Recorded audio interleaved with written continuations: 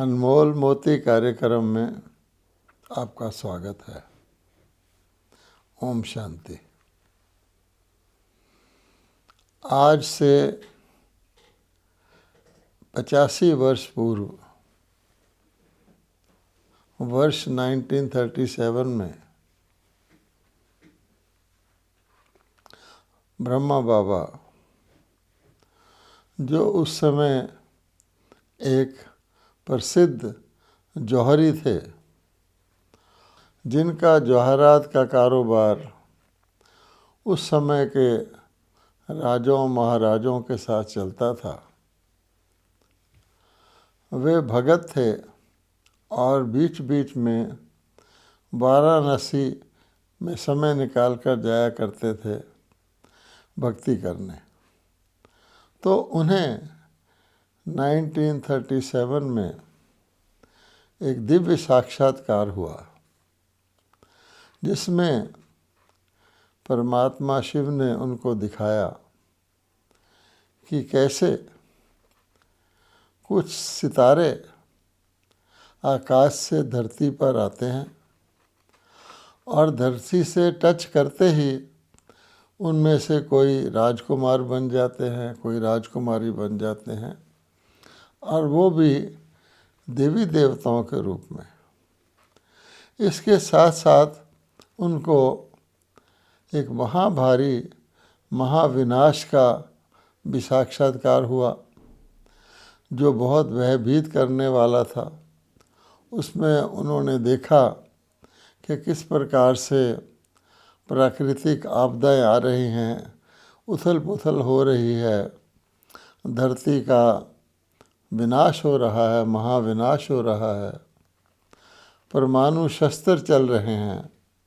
एक पूरे के पूरे प्रलय जैसा दृश्य उन्होंने देखा, जिसको देख कर के सचमुच वो बहुत भयंकर ही दृश्य था। ये साक्षात्कार उनको निराकार परमात्मा शिव, गीता के भगवान ने कराए थे, क्योंकि उनको परमात्मा ने अपना माध्यम प्रजापिता ब्रह्मा बना करके आने वाली जो नई सतयुगी दैवी सृष्टि है, उसकी स्थापना करनी थी। हम सब जानते हैं कि उस समय 1937 में तो परमाणु शस्त्र बना भी नहीं था, एक भी एटम बम नहीं था, लेकिन ऐसा भयंकर साक्षात्कार उन्होंने देखा।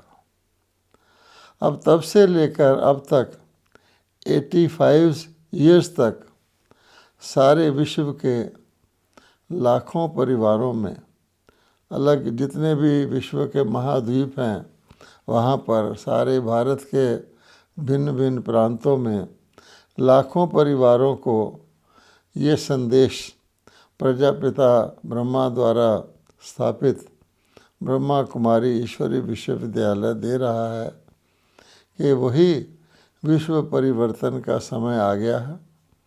अब हम सबको अपने ये जो कलयुगी संस्कार हैं, कलयुग में आकर के हम जानते हैं कि आसुरी वृत्तियाँ, आसुरी संस्कार, जिसमें हम कहते हैं 5 विकारों के वशीभूत सारी मानवता हो जाती है।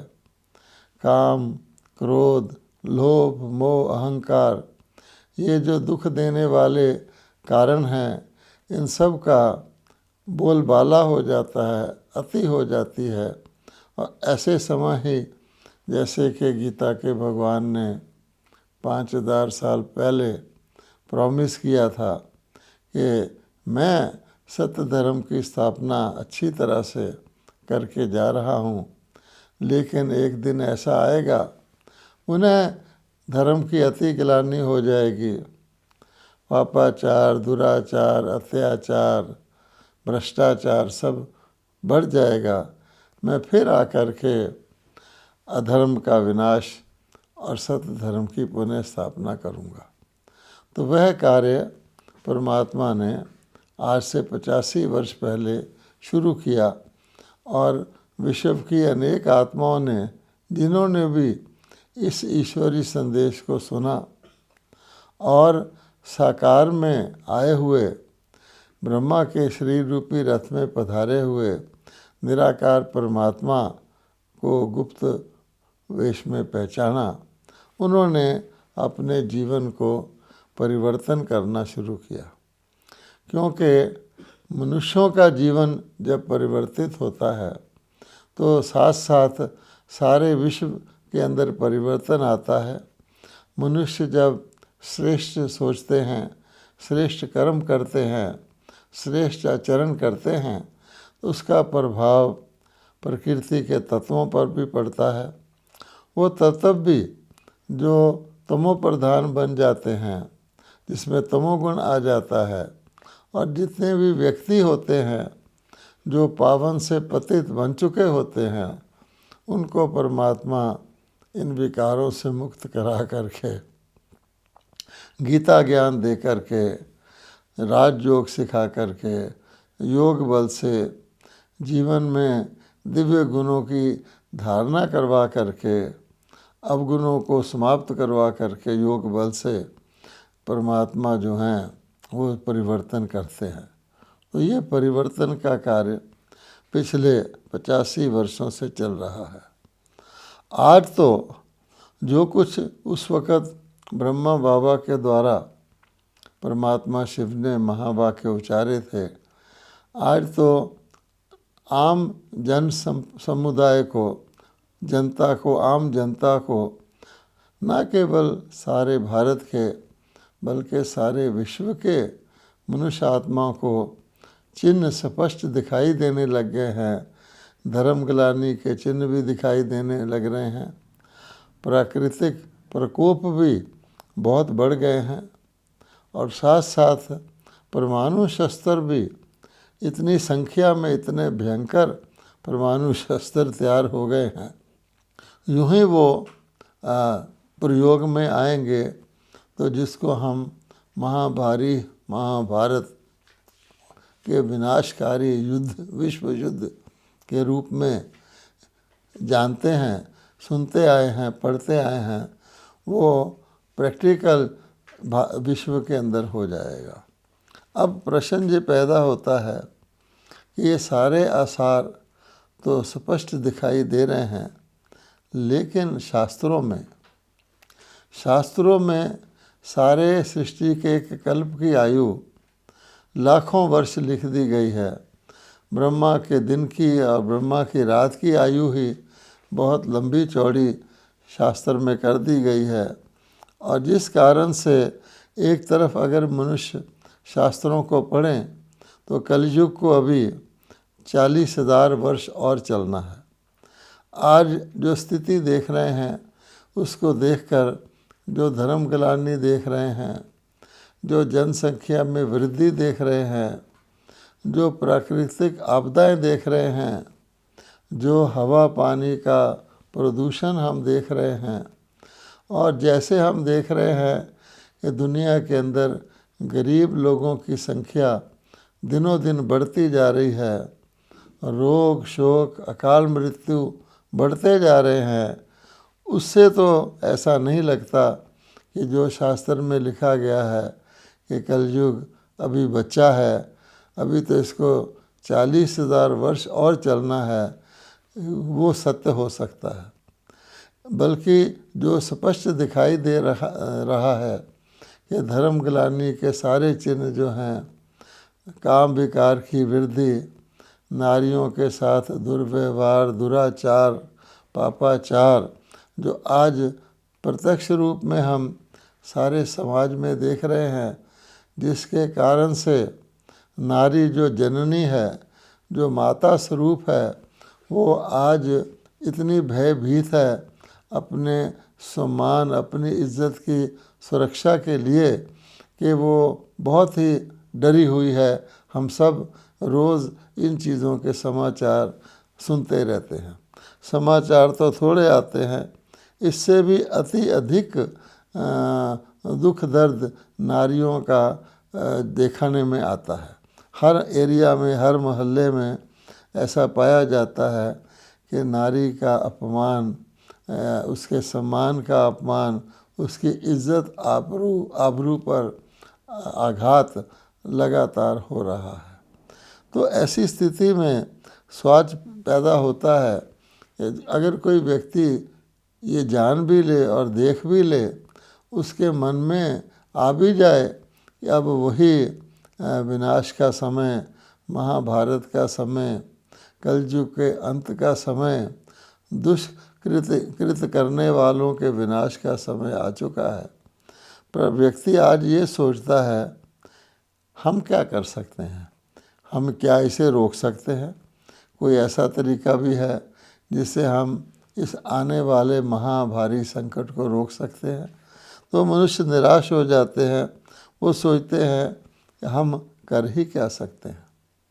वास्तव में ये एक सृष्टि नाटक के अंदर ये भी एक दृश्य आता है, क्योंकि कहा गया है जब पाप का घड़ा भर जाता है उसको फूटना ही होता है, और उसके फूटने में भी कल्याण है। ऐसा नहीं कि हम इस महाभारी महाविनाश को रोक देंगे तो कोई मानवता का कल्याण होने वाला है, बल्कि प्रैक्टिकल सिचुएशन, वास्तविक स्थिति तो ये है कि आज दुनिया के अंदर अगर कोई शांति से बैठकर सोचे, इतना दुख है, इतना रोग है, इतना कष्ट है, और इतनी लोग चिल्ला रहे हैं, अनेक प्रकार का अत्याचार हो रहा है जिसको हम खूने नाहक कहते हैं। बिना किसी वजह के कई देशों के अंदर जनता मारी जा रही है। इस प्रकार से विनाश, अभी परमाणु शस्त्र तो नहीं चले पर उससे कम शक्ति वाले शस्त्र तो चल ही रहे हैं, और कितना समाज के अंदर दुख फैला हुआ है। अगर कोई देखे ये दुनिया अगर एक दिन भी और चलती है या जितने दिन भी और चलती है, तो ऐसा ये कुचक्कर इस दुनिया के अंदर बन चुका है कि दुख अशांति बढ़नी ही है। आप सोचिए कि आज के युग में एक भी व्यक्ति ऐसा नहीं है जो चिंता, भय और तनाव से मुक्त हो। सबसे प्रथम बात कि मनुष्य के जो जीवन काल है, उसकी जो जीवन की अवधि है, उसका भी कोई अब सुरक्षा नहीं है। कोई व्यक्ति नहीं कह सकता मैं कम से कम कुछ आयु तक तो जीऊँगा। आज तो अकाल मृत्यु का बाज़ार गर्म है, और अकाल मृत्यु के कारण बढ़ते जा रहे हैं, और अगर मृत्यु ना भी हो तो दुख इतना बढ़ता जा रहा है, तनाव इतना बढ़ता जा रहा है, असुरक्षा इतनी बढ़ती जा रही है, जो हम सब देख रहे हैं कि इतनी असुरक्षा बढ़ती जा रही है कि देशों के जो रक्षा मंत्री हैं, जिनका काम है कि देशों की रक्षा करना, उनको भी अपनी सुरक्षा करनी पड़ती है। अगर वो कहीं, जितने भी आज के बड़े व्यक्ति हैं, बड़े नेता हैं, या वो बहुत धनवान बिजनेसमैन हैं, वो बहुत ही बच बचा कर समाज में निकलते हैं, क्योंकि उनकी जान को हर वक्त खतरा रहता है। तो ऐसी दुनिया भी क्या दुनिया है जहाँ व्यक्ति आज़ादी से चल भी ना सके, जी भी ना सके। बहुत सरकारों को खर्चा करना पड़ता है। अगर बड़े व्यक्ति एक स्थान से दूसरे स्थान पर जाते हैं, उनकी शारीरिक सुरक्षा के लिए कितना प्रबंध, कितना खर्चा सरकारों को करना पड़ता है, सारे विश्व में हर कोई इस बात को जानता है। तो ऐसी घोर कलयुगी दुनिया, जिसको भगवान ने नरक तुल्य कहा है, गीता में अगर आप पढ़ेंगे तो भगवान ने साफ साफ कहा है कि जिस दुनिया के अंदर काम विकार का बोलबाला है, और काम विकार और क्रोध विकार और उसके साथ मोह को भी जोड़ लें, जो नरक के द्वार हैं, जो अधोगति को प्राप्त कराने वाले हैं, जिस संसार में ऐसा है वो संसार नरक तुल्य है। और इस नरक तुल्य से संसार से बचाव तभी हो सकता है अगर मनुष्य इन विकारों पर विजय को पाए।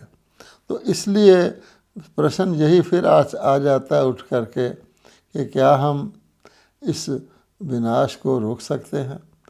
क्या हमें रोकना चाहिए? और अगर नहीं रोक सकते तो फिर हमारे वश में है ही क्या? तो इसका उत्तर भी गीता के भगवान हमें देते हैं कि देखो, साफ साफ अगर किसी ने भी भगवत गीता को पढ़ा हो कई बार तो ये साफ साफ कहा गया है कि देखो, मृत्यु का भय नहीं करना है। मृत्यु तो एक स्वाभाविक चीज़ है। अगर युद्ध ना भी हों, अगर इस प्रकार से अकाल मृत्यु के साधन ना भी बढ़े तो हर व्यक्ति स्वाभाविक तौर पर मृत्यु को प्राप्त करता ही है। उसे अपना पुराना शरीर छोड़ना ही होता है और नया शरीर धारण करना ही होता है। खास बात यह है कि अज्ञान के वश आज की मानवता ये समझती है कि मैं शरीर हूँ। इसलिए व्यक्ति हर वक्त डरता रहता है कि जो ही मेरा शरीर नष्ट होगा या मृत्यु आएगी तो मैं मर जाऊंगा। इसलिए वो ये समझता है, जैसे कहा जाता है, आप मरे जग परले, कि मैं मर जाऊंगा तो मेरे लिए तो ये दुनिया ख़त्म हो जाएगी। अब इस बात के कारण से लोग मृत्यु से भय करते हैं। सबसे बड़ा भय कहा जाता है मृत्यु का भय है। और मृत्यु से भय करते हैं इसलिए विनाश से भी डरते हैं, क्योंकि महाविनाश या महाभारत या जिसको हम थर्ड वर्ल्ड वॉर कह सकते हैं, उसका प्रतिफल यही होता है कि सामूहिक तौर पर मास डिस्ट्रक्शन के कारण से मानवता के, जिसको महाकाल के द्वारा शरीर छूटते हैं। लगभग सारी ही मानवता शरीरों का त्याग कर देती है, क्योंकि पुराने सृष्टि रूपी वृक्ष को विलय होना होता है। भगवान ने गीता में कई स्थानों पर कहा है, मैं महाकाल हूँ, मैं आकर के सभी के शरीरों को छुड़वाता हूँ, क्योंकि पाप आत्माएं अगर पुनर्जन्म लेते रहेंगे तो दुनिया में दुख बढ़ता ही रहेगा। तो खास बात जो भगवान बताते हैं वो ये है कि शरीर छोड़ना है। शरीर छोड़ने से शरीर चला जाता है, शरीर तो एक छोड़ने पर नया मिल जाता है, लेकिन आत्मा कभी विनष्ट नहीं होती। आत्मा अजर अमर अविनाशी है, आत्मा शाश्वत है। और शरीर के द्वारा जो कर्ता और भोगता है, शरीर के द्वारा जो अभिव्यक्ति करता है, वो आत्मा ही है। शरीर तो केवल एक माध्यम मात्र है। आत्मा शरीर के अंदर है तो आत्मा देखती है, सुनती है, बोलती है, सोचती है, कर्म करती है। और अगर आत्मा शरीर से निकल जाए तो शरीर के अंग, आँखें, कान आदि सब बेकार हो जाते हैं।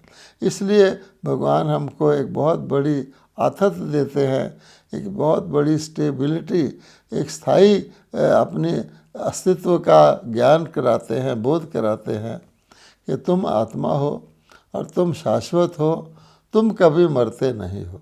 ये तो अज्ञान के कारण से, जब से मनुष्य आत्माओं ने आत्मा को भूलकर अपने आप को शरीर माना है, तब से ही ये काम, क्रोध, लोभ, मोह, अहंकार भी उत्पन्न हुए हैं। और तब से लेकर ही मृत्यु का भय उत्पन्न हुआ है और मनुष्य भौतिकता को जीवन समझता है। यहाँ तक कि जब किसी की मृत्यु होती है तो कह देते हैं इसने प्राण त्याग दिए। अब आप सोचिए कि प्राण तो आत्मा है, तो आत्मा ने शरीर को त्यागा या शरीर ने आत्मा को त्यागा? यहाँ तक गलतफहमी या अज्ञान फैला हुआ है। इसलिए भगवान कहते हैं, जब मैं आपको ये ज्ञान देता हूँ कि आत्मा मरती नहीं है, आत्मा के अंदर शाश्वत संस्कार रहते हैं, और जिस प्रकार के संस्कार आत्मा ने संग्रह किए होते हैं, जैसे कि मान लीजिए गुणों के संस्कार हैं, तो सर्वगुण संपन्न आत्माएं वो दैवी संपदा की होती हैं। अगर अवगुणों के संस्कार हैं, जिसमें अभिमान सबसे बड़ा गिना जाता है कि एक पल का भरोसा नहीं, फिर भी मनुष्य कितना अभिमान और अहंकार में जीता है। इसलिए कहा जाता है पाप मूल अभिमान। और अभिमान वाला व्यक्ति जो है उसमें ना दया होती है, ना करुणा होती है, ना मानवता होती है, ना इंसानियत होती है। इंसान के रूप में वो इंसानियत के बिना होता है, जिसको कहा जाता है भेड़ के रूप में भेड़िया। जैसा कि आज हम देखते हैं विश्व के अंदर जो दो देशों के अंदर बहुत भयंकर युद्ध चल रहा है, उन युद्ध करने वालों के अंदर दया और करुणा का तो नाम निशानी नहीं है। मानवता सारे मनुष्य आत्माओं को शरीरों से मुक्त करवा रहे हैं, सारे संसाधनों को नष्ट कर रहे हैं। यहाँ तक कि जो लोग रहते हैं जहाँ पर, उनके रहने के स्थानों को, स्कूल्स को, हॉस्पिटल को, जो वहाँ से बिजली बनती है, जहाँ पानी का स्टोर होता है, सब चीज़ों को विनष्ट कर रहे हैं। तो क्या समझा जाएगा इसको कि ऐसे मनुष्यों के अंदर कोई दया करुणा नाम की चीज़ है? और ये तो अभी परमाणु शस्त्रों का प्रयोग नहीं हुआ है, उससे नीचे वाले भयंकर शस्त्र ऐसा विनाश कर रहे हैं। इसलिए भगवान कहते हैं कि आत्मा नहीं मरती। ये एक बहुत बड़ा ज्ञान, एक बहुत बड़ी शक्ति गीता का भगवान हमें देते हैं। और वो कहते हैं कि आत्मा जब नई दुनिया बनती है, जब कलयुग का विनाश होता है, जिसको लोग महाभारी विनाश कहते हैं, उसके बाद पुनः जब नया सृष्टि चक्र शुरू होता है, तो सारी कलयुगी आत्माएं जो पाप कर्म करने वाली हैं, वो तो उसमें जन्म नहीं लेती। जैसे एक पुराना वृक्ष फैला हुआ लय हो जाता है, सूख जाता है, कांटेदार बन जाता है, लेकिन जो नया पौधा लगता है वो हरा भरा होता है। उसके अंदर श्रेष्ठ आत्माएं सतयुग में पुनः जन्म लेती हैं।